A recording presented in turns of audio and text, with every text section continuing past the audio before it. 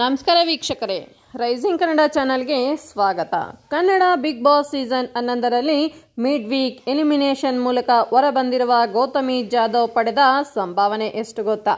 ಬನ್ನಿ ನೋಡೋಣ. ಇಲ್ಲಿದೆ ಸಂಪೂರ್ಣವಾದ ಮಾಹಿತಿ.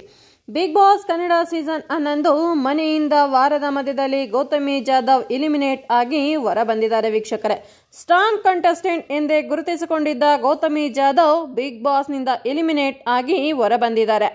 ಗೌತಮಿ ತಮ್ಮ ವ್ಯಕ್ತಿತ್ವದಿಂದಲೇ ಸದ್ದು ಮಾಡ್ತಾ ಇದ್ರು. ಸದಾ ಪಾಸಿಟಿವ್ ಆಗಿರುತ್ತೇನೆ, ಎಲ್ಲವನ್ನು ಪಾಸಿಟಿವ್ ಆಗಿಯೇ ತೆಗೆದುಕೊಳ್ಳುತ್ತೇನೆ ಅಂತ ಗೌತಮಿ ಪದೇ ಪದೇ ಹೇಳ್ತಾ ಇದ್ರು.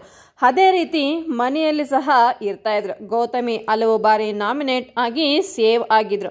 ಗೌತಮಿ ಎಲ್ಲಿಯೂ ತೀವ್ರ ವಾಗ್ವಾದ ಮತ್ತು ಜಗಳಗಳಿಗೆ ಇಳಿತಾನೇ ಇರಲಿಲ್ಲ. ಗೌತಮಿ ಮತ್ತು ಮಂಜು ಅವರ ಗೆಳೆತನದ ಕೂಡ ಬಿಗ್ ಬಾಸ್ ವೀಕ್ಷಕರ ಗಮನ ಸೆಳೆದಿತ್ತು. ಈ ಗೆಳೆತನದಲ್ಲಿ ಎಲ್ಲಿಯೂ ಸ್ವಾರ್ಥ ಇರಲಿಲ್ಲ ಎಂಬುದು ಹಲವು ಬಿಗ್ ಬಾಸ್ ವೀಕ್ಷಕರ ಅಭಿಪ್ರಾಯವಾಗಿತ್ತು. ಉಳಿದ ಸ್ಪರ್ಧಿಗಳಿಗೆ ಹೋಲಿಸಿದರೆ ಗೌತಮಿ ನೇರವಾಗಿ ಮಾತನಾಡ್ತಾ ಇದ್ರು ವೀಕ್ಷಕರೇ. ಗೌತಮಿ ಹೆಚ್ಚಿನ ಸಮಯವನ್ನು ಮಂಜು ಜೊತೆ ಕಳೀತಾ ಇದ್ರು. ಇದೇ ಕಾರಣಕ್ಕೆ ಹಲವು ಬಾರಿ ಮನೆಯವರ ಕೆಂಗಣ್ಣಿಗೆ ಸಹ ಗೌತಮಿ ಗುರಿಯಾಗಿದ್ರು.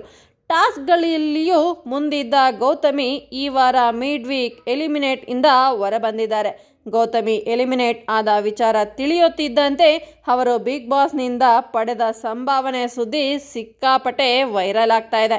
ಬಿಗ್ ಬಾಸ್ನ ಉಳಿದೆಲ್ಲ ಕಂಟೆಸ್ಟೆಂಟ್ಗಳಿಗಿಂತಲೂ ಗೌತಮಿ ಅವರ ಅತಿ ಹೆಚ್ಚು ಸಂಭಾವನೆ ಪಡಿತಾ ಇದ್ರು ಅಂತಲೂ ಹೇಳಲಾಗ್ತಾ ಇದೆ ವೀಕ್ಷಕರೇ. ನಿಮ್ಗೇನನ್ಸುತ್ತೆ?